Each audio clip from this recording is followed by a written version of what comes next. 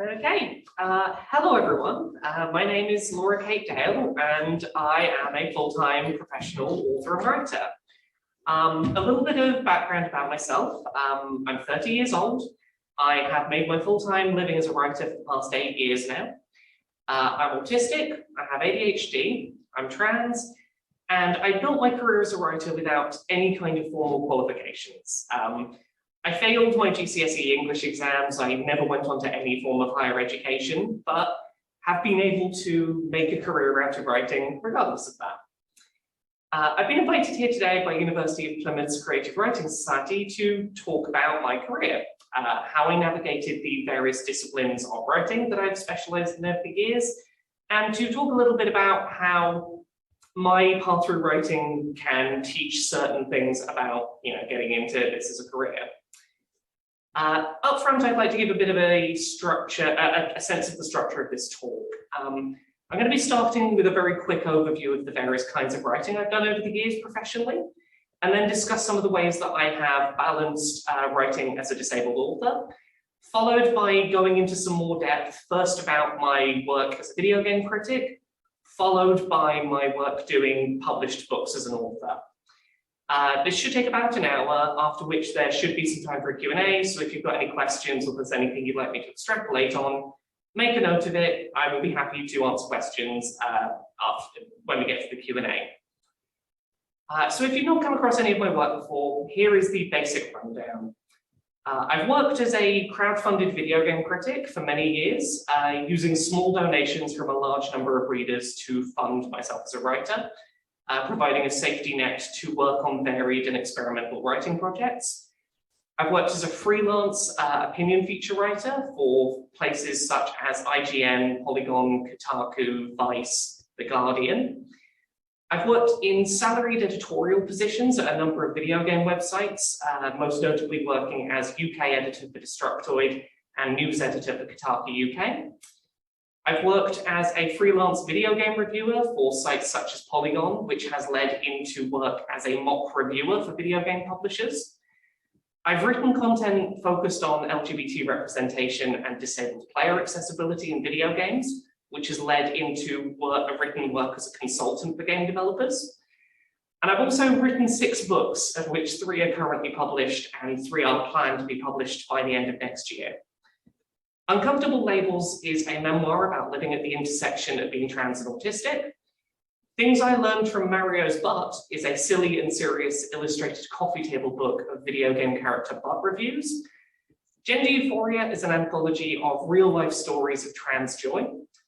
Me and My Dysphoria Monster is an illustrated children's picture book explaining gender transition in child-approachable language. And I have an untitled upcoming project that will be an anthology of autistic people's stories of joy living as autistic people.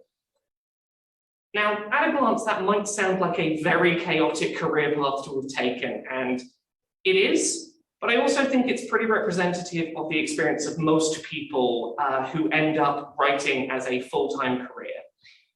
Sure, some of you will end up writing in a single discipline. Maybe you'll purely be an author, or you'll take some salaried position and stick with it forever. But writing in all of its forms is very competitively sought after as a career path, with constant tight shoestring budgets and small amounts of money being fought over. This is a constant all across the industry, no matter what kind of writing you end up trying to get into. If you commit to a single discipline and it's the only thing you know how to do and the only thing you've practiced and built a portfolio in doing, it's more likely than not that at some point an outlet you're writing for will run low on freelance funds, or a publisher will shutter its doors that you had a good working relationship with, and you'll be in a position of needing to work out pretty quickly where that next writing paycheck comes from. Diversifying your output early as a writer and before you're forced to can help to mitigate periods of unstable income when writing. I've experienced this myself a couple of times over the years. 2 years ago, one of my most regular sources of income was writing freelance features for a website called Sci-Fi Fangirls. I had a really good working relationship with my editor. I could guarantee a decent income based on that one site alone. But then the site was closed down by its parent company with less than a week's notice. As a result, I overnight lost at the time, my primary source of writing income. Thankfully, I diversified my work in advance of that and had other projects I could shift my time and energy to quickly pivot that income. Now, I'm not saying that you need to jump instantly into trying your hand at a list of disciplines as lengthy as the one I started this talk with, but having 2 or 3 options available to you at any time that you have put some work into pursuing can really help to ensure that writing stays a stable career option. In the example I gave of Sci-Fi Fangirls closing, around that time I started asking editors that I'd done little bits of news writing for if I could pick up extra shifts. I began pitching articles that I'd been saving up for a bigger paying website that didn't take pictures as often. I started making those pitches. Talking about diversifying writing styles and various disciplines, a little bit of personal discussion. A big part of my own journey as a writer, being as diversified as it was, is because I'm a writer with ADHD. I went the bulk of my life and my career undiagnosed, only getting a diagnosis and starting medication to help me focus on single projects at once about a year ago. For the vast majority of my career as a writer, I've been living with untreated and undiagnosed ADHD, and that very much forced me to pick a career path suited to my chronic inability to focus on a single project at once. I'll discuss this in a little more depth shortly, but when I first started writing, I did so via the crowdfunding site Patreon, a site where large numbers of supporters can commit to small monthly donations that add up to a living wage together. Patreon suited me early in my career as it allowed me to be very scattershot with my work, creating different types of writing with different focuses, with the knowledge that an invested audience was happy to let me be creative, working within the limits of my ADHD lack of attention. Diversifying my writing disciplines as my career progressed, always having a few different outlets or projects on the go at once, similarly allowed me to work within the limitations of a disability that impacted my focus and my ability to stick on topic as a writer. I bring this up because one of the biggest pieces of advice that I want to give anyone who's looking to write professionally is to understand your own strengths and limitations as a writer and identify what kind of career path and projects suit you personally and how you can make projects fit your limitations. So I want to talk a little bit about a couple of the projects I've written over the years and how I made them work within my limitations as a writer who had a disability that made it difficult for me to focus. For most of my early career, I focused on pieces of work that at most were around 2,000 words long, as I knew that was the upper end of my focus limit. I picked outlets to write freelance pieces for who happened to want 1,000 to 2,000 word articles. I wrote video scripts that were about 10 minutes in length because that fit that word count range, and I tailored my writing style to fit within my known constraints. For projects above that sort of word count, I had to get a little bit creative. A lot of my early long-form projects, such as the book Things I Learned from Mario's Butt, are long-form writing projects, but they're ones where individual sections of writing are much shorter. Each review of a video game character Butt in the book was a few hundred words each. Sure, if you put enough of them together, you can put together a 60,000 word coffee table book, but each topic could be handled in a short burst of focus without too much difficulty. Gender Euphoria's essays were longer at 2,000 to 3,500 words each, but again, it was working within my known limitations, stacking lots of smaller pieces of work together in a format where they added to a larger collective work. I wrote a large number of shorter essays to hit my word count contribution to the anthology, while my contributors generally contributed the longer form pieces, but fewer of them.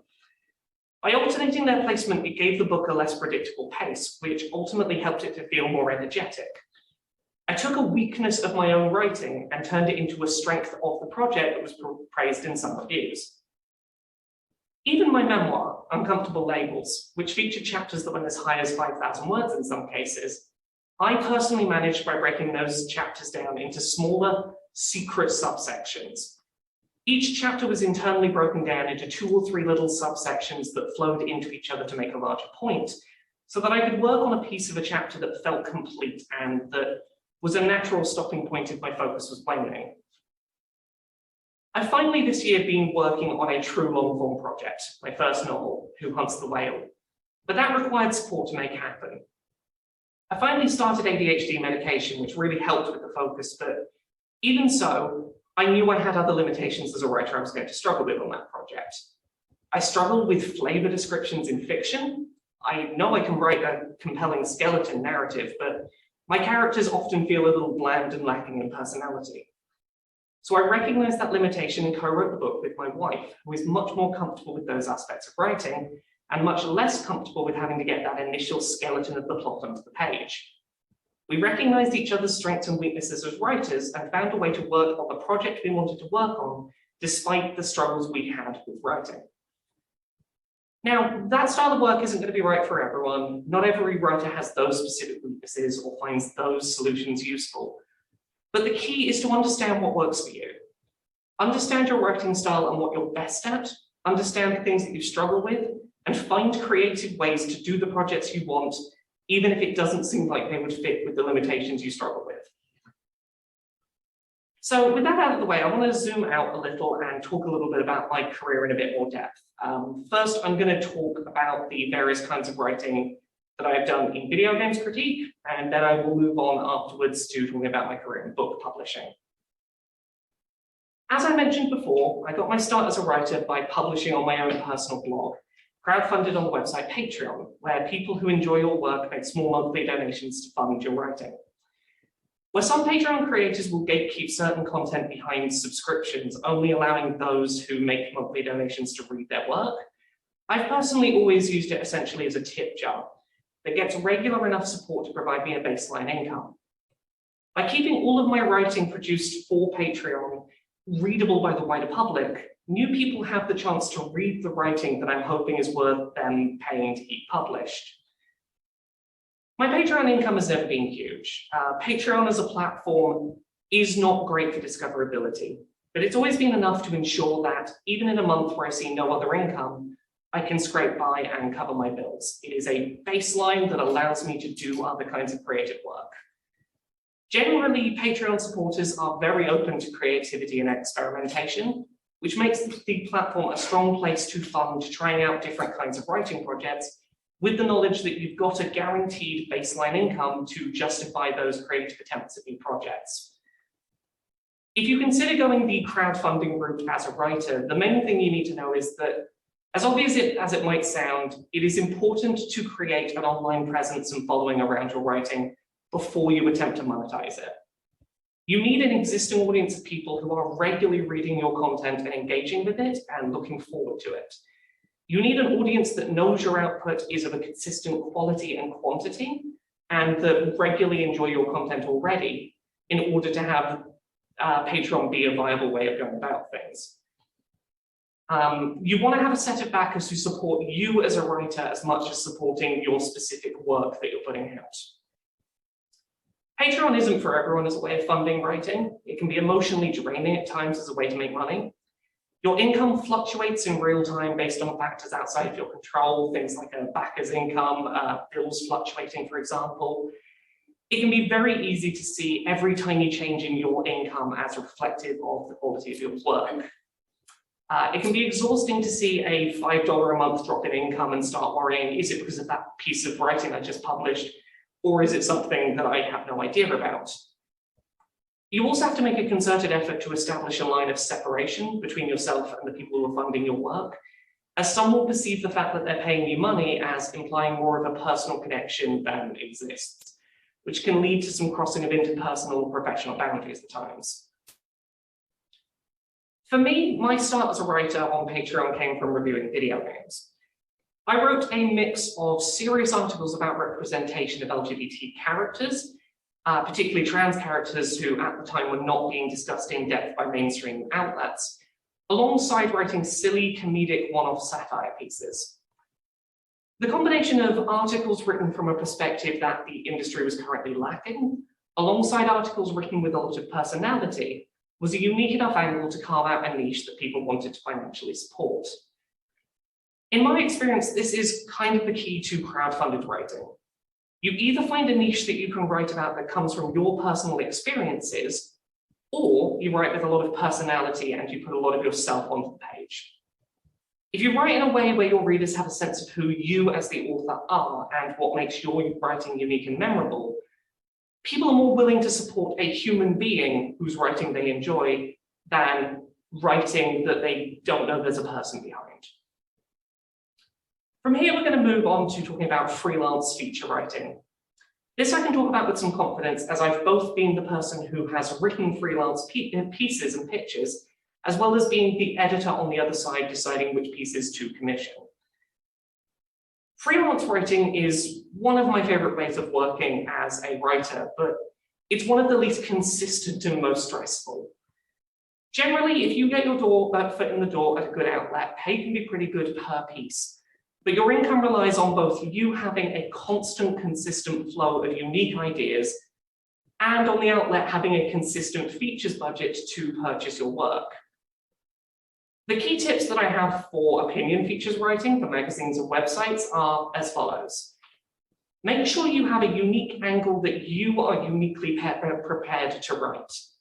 If an in-house editorial team is capable of writing your article without your help, they're probably not going to commission you to write that piece. I'm going to give a couple of examples of pieces I have successfully pitched over the years that I think demonstrate the sort of thing that editors are looking for. My first piece that I wrote as a freelancer for Kotaku UK was a piece called How an RPG Desecrated My Hometown. It focused on a small indie game called Boscombe RPG. Boscombe is a tiny and kind of grotty outskirt town on the south coast of England that most people probably haven't heard of, but it happened to be where I grew up. I found a video game website that ran UK-focused stories and pitched them the piece that I was uniquely placed to write as someone who had fond personal experiences growing up in this town, could talk about local history, had the required background to discuss why this game's depiction of the town felt so heartless. Another example is a few months ago, I published a piece discussing something called shiny hunting in the Pokemon games and how various games in the series had pros and cons for neurodiverse gamers. I'd gone out of my way to spend thousands of hours playing with this niche mechanic in these Pokemon games and was able to talk about them from the perspective of someone with a disability that was impacted by the way they were designed. That is the kind of unique angle that an in-house team cannot simply write, and those are the kinds of pieces that get commissioned. In terms of pitching a piece, keep your pitch succinct and to the point. As quickly as possible, give a one-sentence pitch. Catch an editor's attention and show them that your idea is unique and focused enough to explain in a one-sentence title. I see this problem so often come up. People have really good ideas, but they don't know what is good about the idea they're trying to pitch. If you can get your pitch, if you can get a title for an article that you put in your subject line that in a single sentence tells an editor, this is the core of why my piece is interesting, that tells them that you have put the work in to understand what you are trying to sell them. Once you've gotten that one sentence, really concise pitch out of the way, then you can extrapolate a little. You can give more information, but wait until you've hooked them in with a really snappy single line, ideally. Tell editors a little bit about yourself, tell them where you should write the piece, link to some past writing examples, but keep this really short and to the point. Most editors are glancing through a very busy inbox looking through pieces, and the less time someone has to take to find out what your piece is, who you are, and whether you have the skill to write the piece you're suggesting, the better the chance you have of getting that commission. In your email to an editor, one thing that's really important that I see so many people slip up on, don't write an article and then pitch it to an editor. Pitch an article you would like to write. So many editors will, come back to a piece saying, I really like your piece, but can you tweak the pitch a little bit and put it in a different direction? And if you've already written the finished article and they want it in a slightly different direction, that is just going to end up creating awkward writing. Approach to the editor what you expect your word count on the piece to be, how long you need in order to get it written, and how much you would want to be paid to write it. If you don't know what an outlet already pays and their rates aren't public, ask around freelancers for advice on rates per outlet, but always make sure you're putting a price on the table so that a new editor knows in advance you are a professional.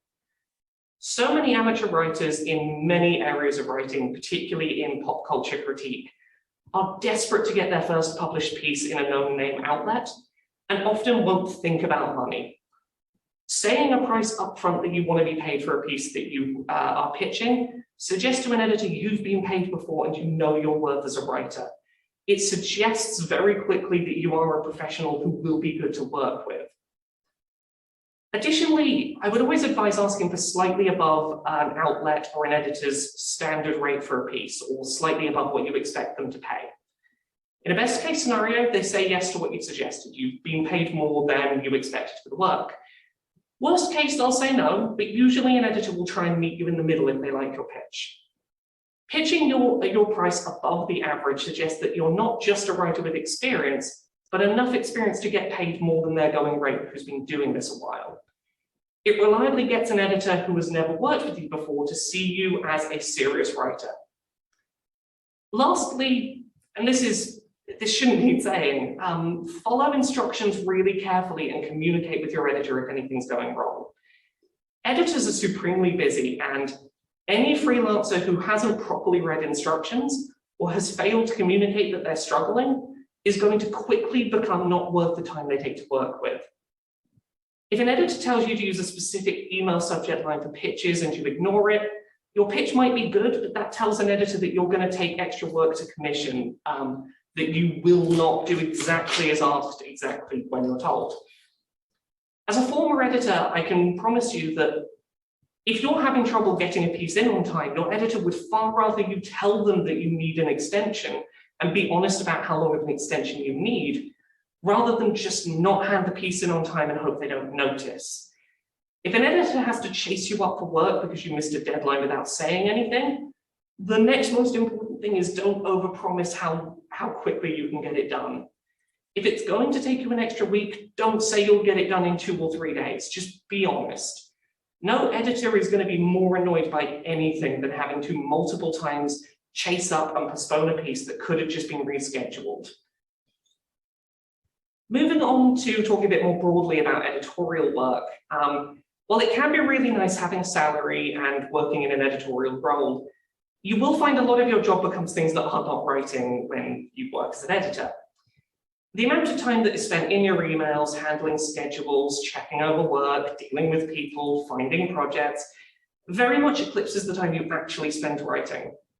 That may be a good fit for you, but you have to accept that writing won't actually be your day-to-day bread and butter. The trade-off is that you end up having a lot of freedom over the direction that a larger site moves in and the writing direction of others. You're able to shape a wider outlet and find pieces of work from other writers to spotlight. Your job becomes much more about enabling other writers to shine than it is about shining yourself. That is going to be a good fit for some people, but writing becomes very little of the equation at that point. On the topic of things not becoming your main job as well, talking from my own experience as a video game critic, but a lot of this will apply to other media criticism. If you decide that being a critic is the writing avenue you want to pursue, either as a freelancer or particularly in any kind of salaried position, actually playing video games becomes a very small part of your job and will not be as enjoyable as it sounds. The video game industry, for example, loves to send review copies of 100+ hour video games out, sometimes less than a week before release, and you have to play through it alongside fitting in your actual day job work, largely cramming in play sessions outside of actual working hours. You have to play through games at a much less leisurely pace, rushing through as quickly as possible, analyzing everything through a critical lens. You have to start detangling which opinions are fair critiques of the work and which ones are you just being sleep deprived and rushed. And then you have to write a piece of high quality work on a deadline. As much as I've honestly loved being a video game critic, the old axiom that if you love what you do, you'll never work another day in your life, it's nonsense. It'll still be work. It won't be the same experience as when you are playing through games for fun, and it permanently impacts the way that you view the medium you're criticizing outside of work. It becomes hard to enjoy your medium of choice outside of that critical analysis lens, which does impact your ability to, do those things as a hobby. This will be true of any kind of criticism work you might choose to do, and a piece of advice I would give for anyone that goes into that career path is it's really important to have hobbies that you keep separate from your life as a writer. I think generally this is a really strong piece of advice for writers of all disciplines. For me, I really enjoy building Gundam model kits, building articulated robots out of plastic parts over tens of hours. I refuse to ever write anything about that hobby because it's something that is untainted from the critical lens. Sticking on video game criticism for a little bit, one area of writing that I've specialized into in the past few years is mock reviews for video game publishers. But to talk about that career path, I have to talk about specializing into freelance reviews.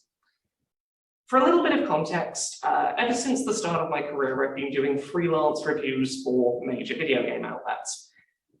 If this is the type of work you want to get into, it's important to note that nobody gets directly into this kind of work. It's tough to pitch yourself as a freelance critic because anyone who has any amount of writing skill and likes video games, for example, wants to get to play them, before anyone else and write about them. There are a lot of people wanting to do the work of freelance reviews, and unless you have a unique history with a specific series, it's very tough to stand out. Even if you can stand out, most reviews are done in-house to reserve budgets for freelance opinion features. So, how do you get into freelance reviews? Well, you do opinion features as a freelancer and really work on honing that craft. If you can reliably produce good quality work for an editor, hitting deadlines and demonstrating strong critical skills, if you become a regular face in the freelancer pool that editor knows does reliable good work and is communicative and hits their deadlines, you end up being the person that's reached out to if editors have a game that needs reviewing and they need a freelancer. If they know you are a known quantity and that you do good work, that's when you will get reached out. It's not a job specialization you really approach. This is part of why it's really important to reliably communicate with editors. Not only will lack of proper communication harm your chances of future freelance opinion work, but freelance reviews rely on knowing that you can hit deadlines which are often very short, very tight, and and that you communicate during that process reliably. Freelance reviews generally don't pay great when you break down the amount of time you have to put into playing a game to be able to do that writing. And you'll often be given the bottom of the barrel titles no one else on staff wants to review, or the lengthy games no one has time for. But given time, you may get offered better things to work on. In terms of review writing, my personal approach has always been to take notes in real time that cover any passing thought, big or small, and then delete notes at the end of the piece of media if something feels less relevant or notable by the end of the experience. I tend to start my reviews with an in media res anecdote that tries to summarize my experience with the game with one representative moment. I try and pick one moment from the game that sums up what it was like to play, and end on a summary of my more nuanced thoughts on the overall experience. I then take my bullet point notes and just shuffle them around, grouping them together and trying to create some sense of flow before I even start trying to write any piece of critique. An example review I'd point to for showcasing this approach would be my review of Disco Elysium for the website Polygon, which opens on an anecdote of failing a skill check and watching a 3-minute-long protracted, poorly sung ballad warbled by my character, and feeling like that was a reward rather than a punishment for failure. It was a moment that very much summed up that experience and was a very strong way to start that review. But back to my original point. Working on freelance reviews for major gaming outlets led me into one of the more interesting avenues of writing that you can fall into: mock reviews for publishers. Put simply, if a video game publisher is working on a video game that's due out 6 months or a year in the future, they may want to get a sense of, at an early point in development, if they've made something that's good or not. That's where mock reviews come in. Usually hired via agencies who collect together freelance reviewers with proven track records, they request critics of a few different backgrounds to play a very early version of their game and write reviews the way they would if this game was releasing today. They want to know what's working, what's not, what needs fixing or changing, and how their game would be received by the public if it were released today. It's one of the more enjoyable aspects of writing that I've ended up in. Generally, critics are given a lot more time to work on mock reviews than a regular reviewer would get for reviews being published, shown to the public, and the rates of pay much better justify the time they take. Your feedback is directly heard by the people making the products and end up having a more direct impact on the quality of what the public eventually sees. It's a hard career to get into as it requires several prior disciplines to reach, but it can be a really reliable source of income if you can end up getting into it. In a similar vein, consulting work can be a really rewarding career path as a writer that pays very well and generally gives you a lot of time and space to do your best work, but requires a lot of other work to be done to create a portfolio to reach it.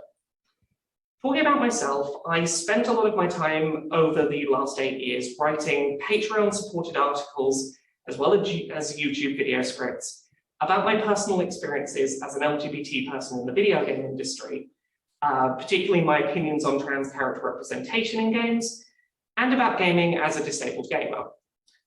All of these avenues of writing were largely unpaid, with occasional freelance pieces, but largely just building an unpaid portfolio for most of my career. I could justify that essentially unpaid work because of that Patreon income that we talked about earlier, providing a baseline income, and the knowledge that I was putting time into establishing myself as knowledgeable on a topic. It was writing I felt was important to put time into, even if it wasn't always able to become paid work, and for a long time wasn't at all. I never actively sought working as a consultant, but the work just sort of found me.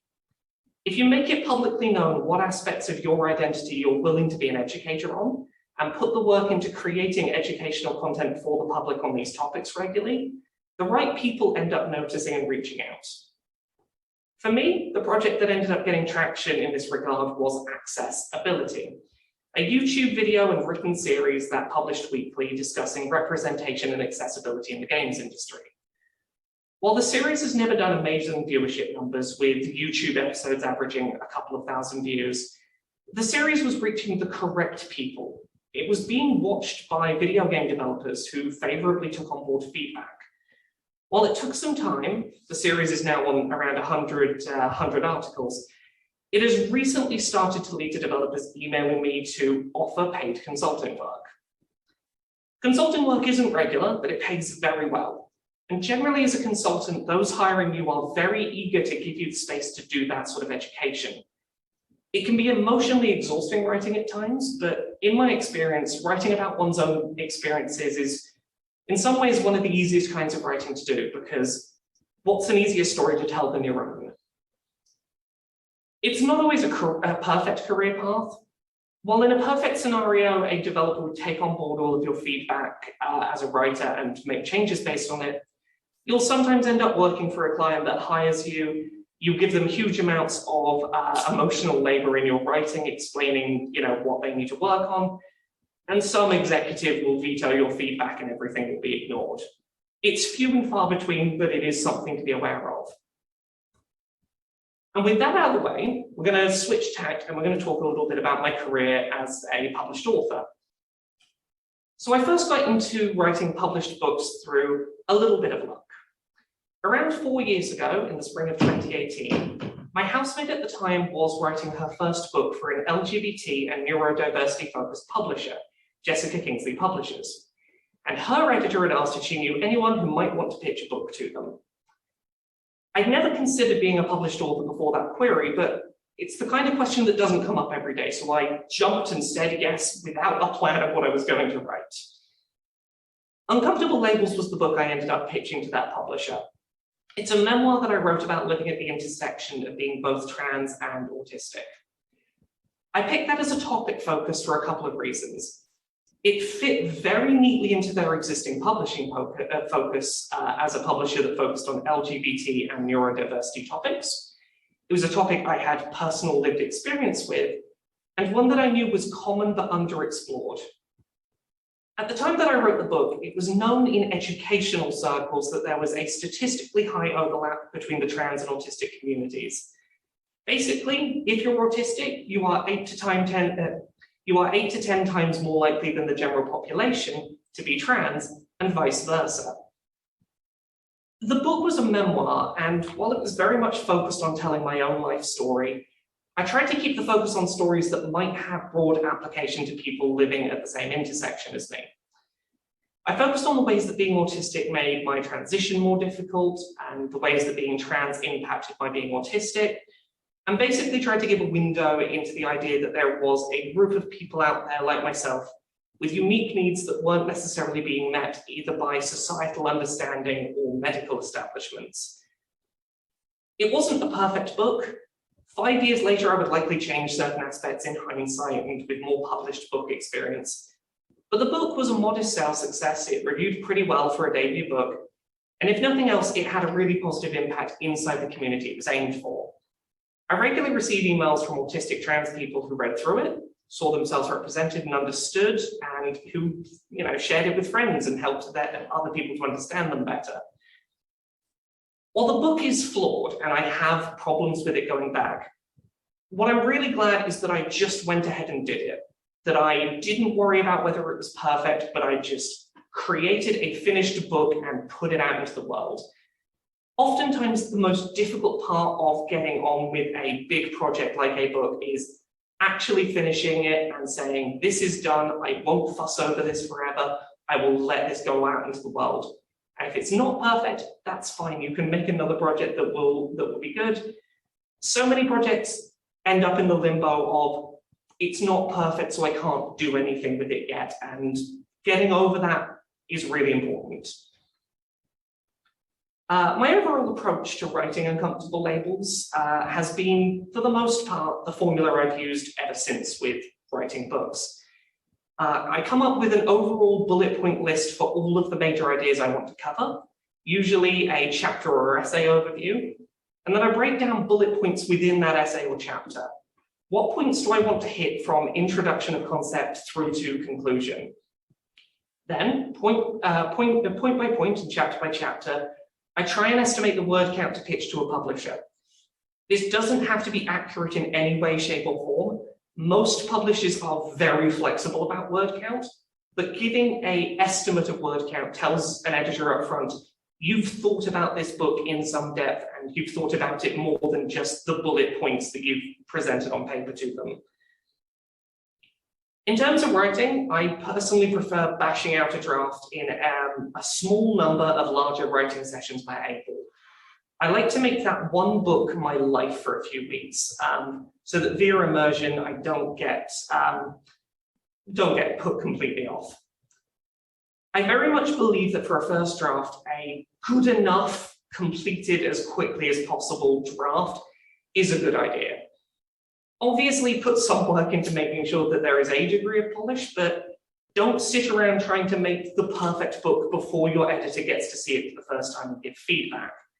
Get the book on paper and something that technically can be read start to finish, and let your editor have their first look over it as quickly as possible so that you can move on to draft 2, where you've had precious feedback and you know what you actually need to be working on. Additionally, something that is true for basically all of my writing, but is perhaps more visible in the books I've written, is that I personally have a preference for a writing style that mirrors the way that I tend to naturally speak. This is, in some cases, a controversial opinion in professional writing, but I'm very much of the belief that a lot of the rules and conventions that exist around formal writing needlessly limit who can comfortably engage as a reader with works. There's an assumption that more rigid and formal writing is inherently superior and that a writer should push themselves in all situations to their creative limits. But often that only really serves to impress other writers without hugely benefiting the average reader. More simplistic conversational styles of writing can be more approachable for readers who find focusing difficult, those with conditions such as dyslexia, those who are not as comfortable with written English, as well as those who dislike reading, who just dislike reading. It can be a more useful way of getting those readers to engage with your work, which often feels important to me, particularly when writing books like Uncomfortable Labels, where reaching a wide audience is the main goal of the book. Moving on from uncomfortable labels, the next book I published was Things I Learned from Mario's Butts, a crowd-funded book based on a silly idea almost as old as my career itself. When I was first starting my Patreon, trying to get it to an amount that I could survive off, I put out a tweet saying, what could I write about that you would give me money? I have lost that tweet since, but someone jokingly said, review video game butts, and I retweeted it as a joke, and then about 50 people said, I'll give you $1 a month to do it. The idea was, enough people responded positively to that idea that I jumped on it. It was a source of income as an early writer that was trying to get my footing. But if I was going to do this silly idea, I wanted a solid focus. The pitch I ended up coming with early on in my career was that I would review video game butts way more serious than anyone would expect. I did it very straight-faced. I put actual research time into learning about the characters and trying to come up with critiques that tied into their characterization and the plot of the games. This idea happened on and off in the background for some time. It was a silly little project I did here and there, but I'd always thought that it had the legs to be something bigger. The combination of silly and serious seemed to really capture people's attention, and I wanted it to be an illustrated coffee table book. There were, however, a few issues to overcome. Firstly, I could not afford the costs involved in properly paying an artist to create a bunch of unique full-page illustrations. Secondly, I did not know from a legal standpoint if I could actually fill a book with critique and satirical images of copyright-covered characters. And thirdly, I did not have any clue how I would pitch this nonsense at a traditional publisher. So I ended up going to Unbound, a UK-based crowdfunding publisher. Somewhat of a middle ground between traditional publishing and self-publishing, Unbound requires you to pitch their team of editors your book, demonstrate your ability to write it, demonstrate a potential audience for it. If those are satisfied, they come up with a cost sheet for how much it will cost them as a publisher to cover all of the traditional publishing stages, such as editing passes, typesetting, distribution, and manufacturing, as well as covering the costs to pay, in my example, an illustrator of my choice for the chosen rate to work on the art. They then set a financial threshold that the book needs to hit in order to break even, and basically set that as their minimum number of pre-order sales your book needs in order to be greenlit for publishing. Past that point, the experience is much the same as using a traditional publisher. Unbound really saw the potential in the idea and helped me put together some silly professional promotion materials. In the lead up to announcing the book, one of the things that I focused on was trying to get as many recognizable names from the video game industry as possible signed on to contribute words to the book.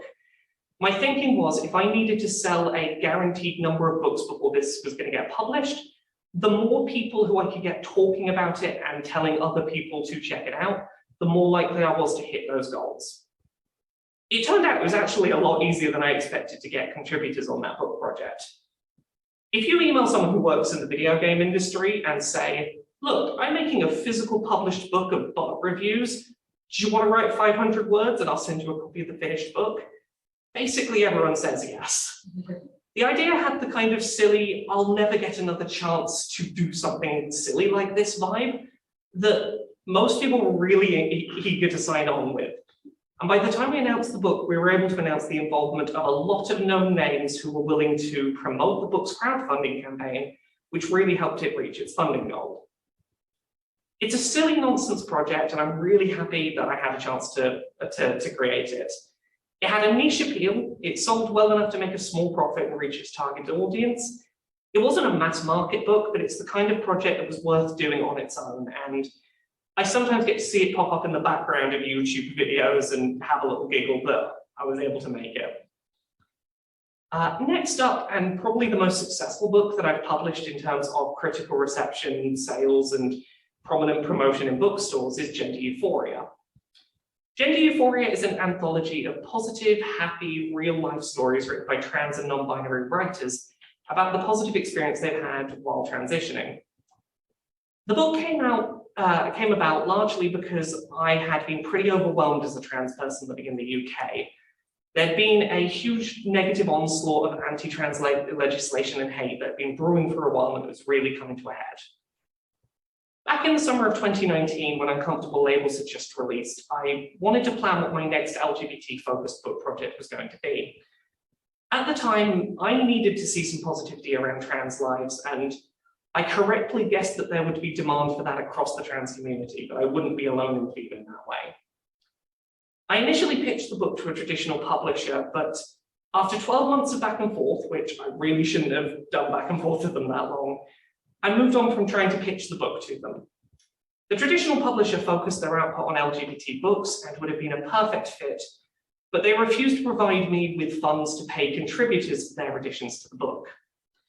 While around a third of the essays in Gender Euphoria are stories that I wrote myself, I felt it was really important that the book contain a variety of perspectives unlike my own. I wanted stories of joy that were not just focused on white, able-bodied, binary trans people living in the UK and the United States. I wanted a diverse range of joyful experiences from around the world, and I needed to ensure that I paid properly for that work. So in the summer of 2020, I went back to Unbound. I told them what I wanted to pay my contributors, and they were able to ensure that I could commission 20 talented writers who really elevated the quality of the project. I did this in part because by the summer of 2020, things were looking even more dire for the trans community. And without the community reassurance of Pride events during COVID, I knew that more than ever, I needed to focus on positivity and that it was likely a need that the wider community shared. Gender Euphoria went from concept to on shelves in just 11 months, which is very quick as a turnaround for a book. This was done in order to have it on shelves in time for Pride Month of the next year, and that turned out to be a really strong positive for the book. It ended up in front window displays in Waterstone stores all across the UK, including many of the flagship stores across London. I ended up in table displays, window displays, store till displays for 12 months or so after the book released. While those are all of my currently published books that I am the lead author on, I do have 3 other books currently in varying stages of development. Me and My Dysphoria Monster is an illustrated children's book seeking to explain gender dysphoria as experienced by trans people in language that is accessible to children. The idea is that it can serve 2 purposes, both to give trans youth language for their experiences, but also so that trans adults have a resource they can share with children who might have questions about their transition. I wrote the first draft of the book at the start of January 2021, and it's due to release in August of this year, 2022. While writing an initial draft of a children's picture book was pretty short and simple, a lot of the work on my end involved focus testing with children via the publisher and revising the book to really polish it to perfection. Children's book writing is its own particular beast. While you have very little in the way of maximum word count to write, it is all about spending months and months really honing those words to be as perfect as they can be. While I do not yet know exactly how this book is going to be received, early reviews have been really positive, and I plan to write more children's books if this does well once it goes to the public, which it seems to be. I'm also currently working on my first novel, Who Hunts the Whale, a novel set in a fictional AAA video game development studio in modern-day New York City. The book follows a year in the life of an excitable new hire at the company, working as a personal assistant for the company's executives. While she takes the job out of a rose-tinted desire to be close to the creation of the products she loves, she quickly starts to witness the capitalist excesses and abuse of workers that the video game industry is built upon, and sets off on a quest to try and tear down the leaders of the company. The book was also funded via Unbound and is due out early next year. I'm currently working through development edits on the story, and I'm very pleased with how it's coming together. As I briefly mentioned earlier, I'm co-writing this novel with my wife, and while I had always assumed fiction was outside of my ability to work on, the experience working together has gone really well. This is probably the only book that structurally I've taken a drastically different approach to writing. The bullet point planning phase was very similar, but as the book was a collaborative effort between myself and my wife, one lengthy planning session was spent hashing out characters and plot beats together up top. But then we had weekly discussions per chapter as we were writing. Every Tuesday morning, we'd discuss the next chapter concept in depth. I'd go away and crack out a skeleton draft that same day and hand it off to my wife, Jane, who would spend the Wednesday adding, altering, and revising my functional but a little bit dry-based chapter. I'd then go back over hers on Thursday and make any of my own revisions and ask any questions to make sure we were on the same page, and then we'd move on.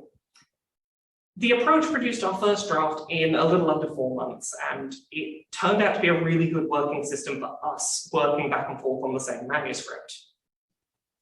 We recently went through our first round of development edits on the book, where an external author provided feedback, and in the month that followed, our main redraft edition was a lot of additional dialogue that was inserted. Both myself and my wife are autistic and struggle somewhat with imagining conversations in abstract. For both of us, if we sit down in front of a keyboard and try and write out a conversation, it tends to lack a lot of differentiation between the voices of characters. So our approach ultimately was to spend 2 days with a microphone recording, just acting out scenes, improving characters, and verbalizing conversations. While not everything was usable, far from it, it helped considerably with differentiating the voices of the characters in the plot and helping them to sound unique. And lastly, I'm working on a book very similar to Gender Euphoria, but focused on stories of joy from autistic authors. I went back to the traditional publisher who turned down Gender Euphoria and basically said, look at Gender Euphoria, you missed a book that did really well. Do you want to fund contributors this time? And they agreed to. The main takeaway I would suggest from this is, even if a publisher does refuse your work, they're worth revisiting if you can point at work that's done well elsewhere and say, you didn't take me before, what about now? And there we go. That is the last 8 years of my writing career hurriedly sprinted through, and I think it's time for Q&A.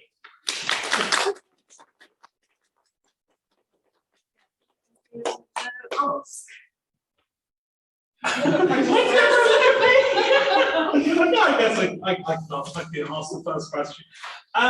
So I think one of the points you brought up at the end there with how you developed the dialogue with your wife, personally I found fascinating. I think that's a really, really interesting way of going about it. Would you say that, as you mentioned, you didn't have the formal education other authors have had, do you think then that you would maybe, how do I put this? Do you think it's a viable way that other people should try and experiment with, trying to break molds of rather than the traditional ways that we're told of drafting, workshopping, etc.? I think that a lot of people underestimate how much you can achieve simply by writing and writing and writing and writing and not worrying about traditional structural rules. Now, that isn't to say there isn't a place for understanding the fundamentals of writing, and I think that having a basic understanding of how writing is traditionally done can help to make sure that your work is easily understood and that there is not miscommunication with your audience.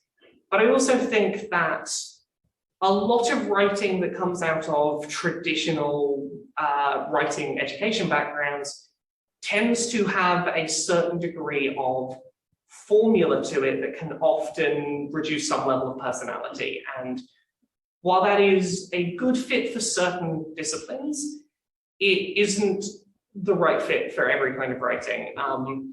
I think things like a memoir in particular, having written Uncomfortable Labels, I don't think that that book would have done as well as it did had I not written it in a conversational style that was very train of thought person just having a conversation. I think that in particular stuff like where I talked about crowdfunding writing, I think that crowdfunded writing tends to benefit from having the kind of personality that comes from not strictly adhering to every rule of writing. It can help your writing to have character and to have a voice of its own. One thing I regularly hear as someone that does a lot of podcasting is people will tell me your writing sounds like when you talk, and that voice comes through in the writing, and that can really help to make it so that someone reads your writing and goes, I know who wrote this, it's got their voice to it. And that's not to say you can't achieve that, with a formal writing education, but it can be easy to lose some of that when you follow a very strict set of rules, I think. What advice would you have for someone pitching a book to an editor for the first time? The main things I would suggest are make sure that you know what that editor, that editor or that publishing house currently publishes, what they specialize in. Make sure that you know what else they've published and that you're not treading on the toes of something else they've already created.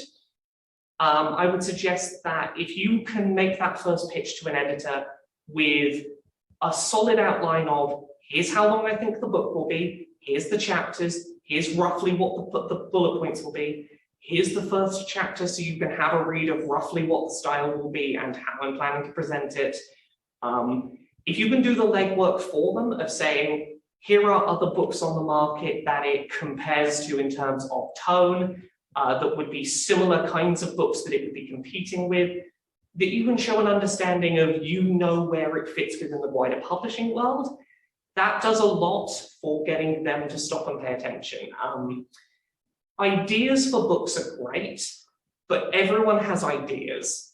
What editors are looking for is someone who has demonstrated that they have fleshed their idea out, taken the time to make a slice of it that they're happy to present, and has taken the time to do the work jobs that aren't just writing the book. I had a conversation with one of my editors once who pointed out that writing the book you want to write is the fun part.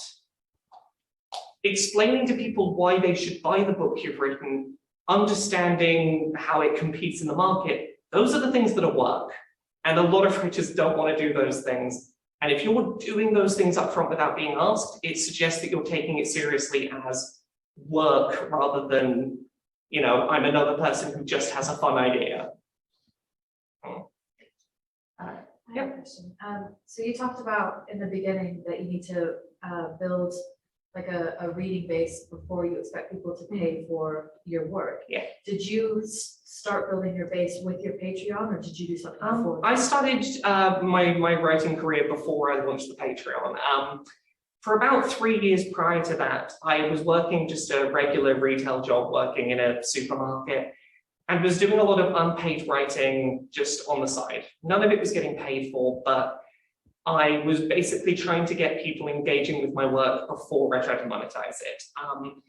A lot of what I was doing was I focused a lot on finding editors at outlets who had specific things they clearly liked in their writing. And even if I wasn't pitching them as a freelancer, if I wrote something that I knew was would gel with the interests of an editor, I tweet them a link and tell them what I've written and go, oh, hey, you might be interested in reading this, in the hopes they would retweet it.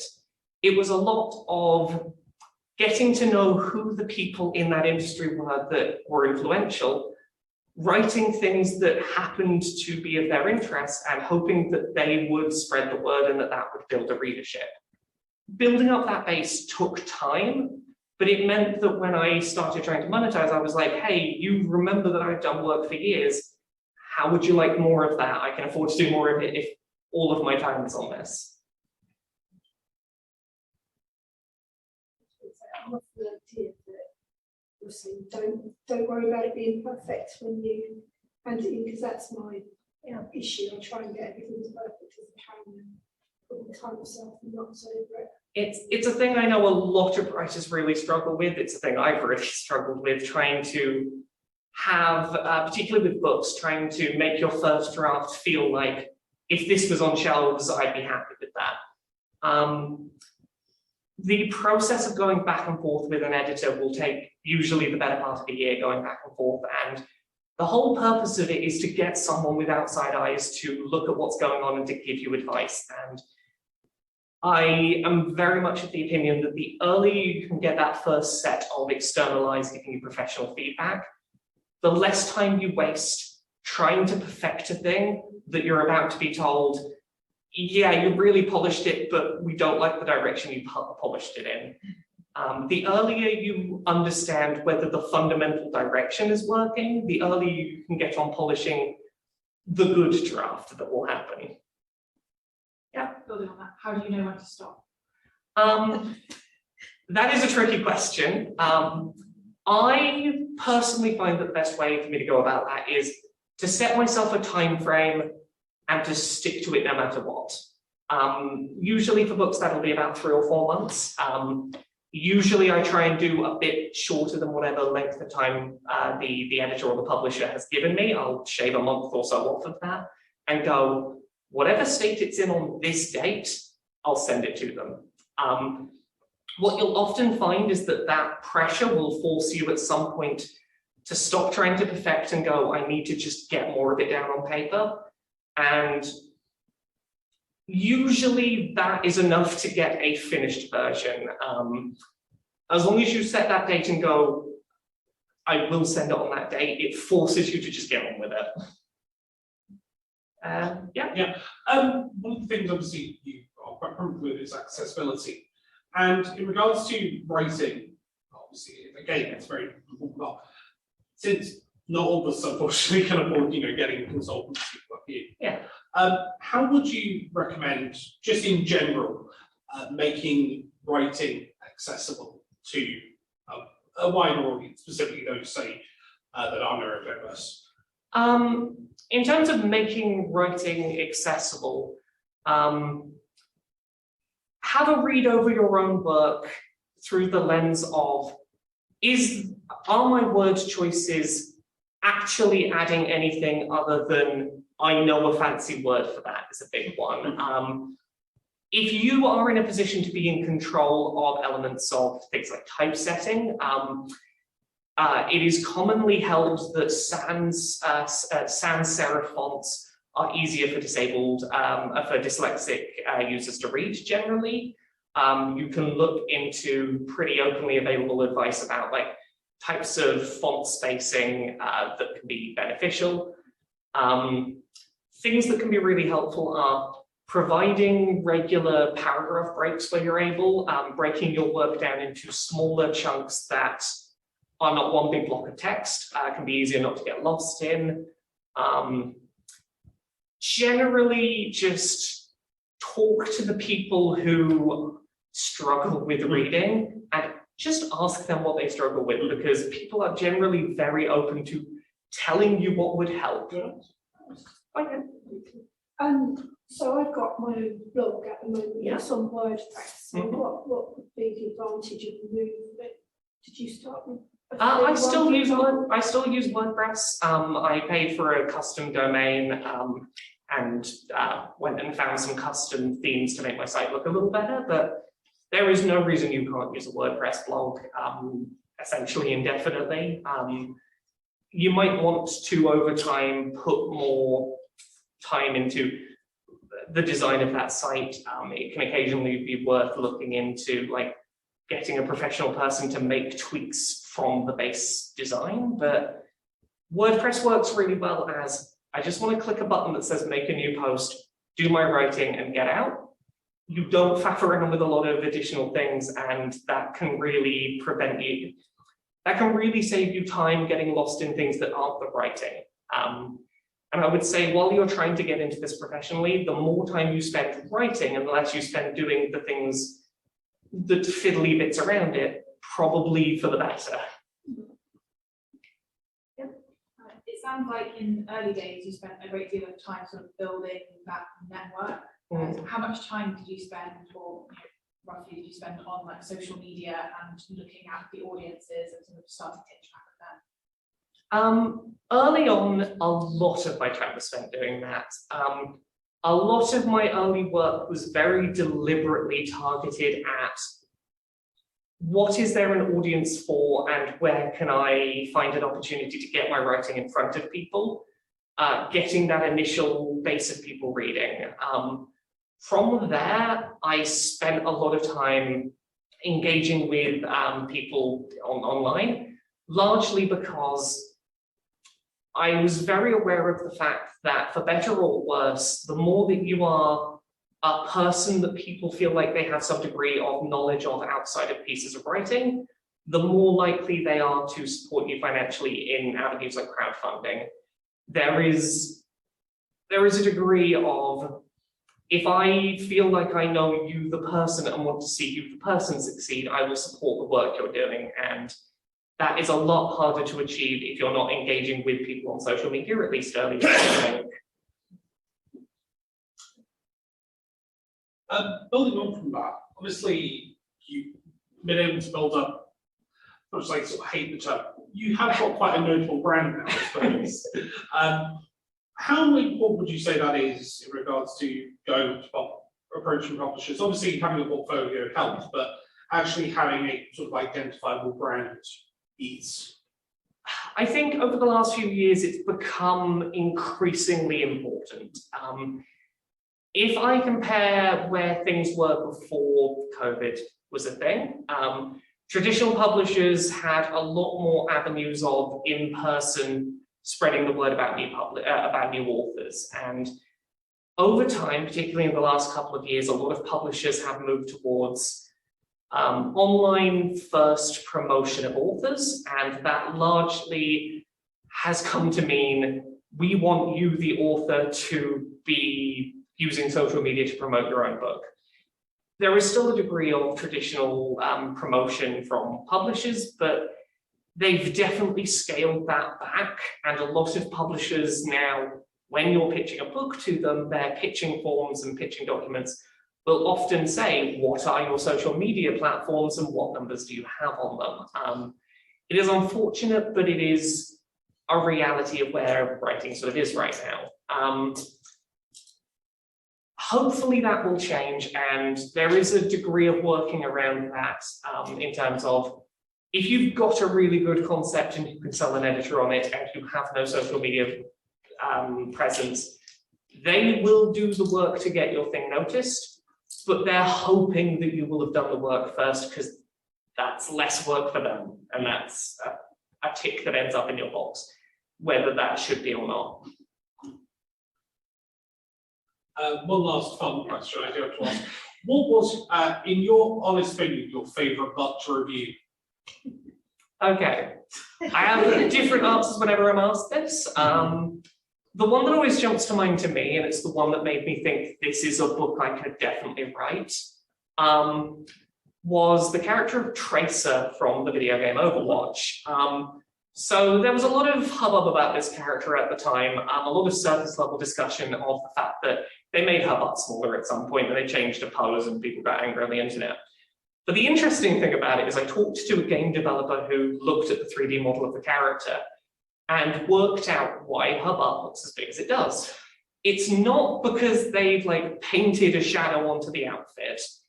They gave her an impossibly deep butt crack. It goes almost the way to the front of the character, but it does mean that no matter how she's lit, she always casts a shadow on the other cheek. And technically that is fascinating. Oh, that's amazing. And it was a little bit of technical information that I love. Oh, that's great. Every day in school today. Did anyone else have anything they wanted to ask? I've got a stupid question that is Yeah. not writing related. Go ahead. Stardew Valley, Right. who do you marry? That's an important This feels like a question that could very quickly. I feel like no matter. They're just hints. No, I've dated all of them. I'll say this. My true love is tearing down the corporation in the in the Well village. said. That is the true romantic partner, is tearing down capitalism.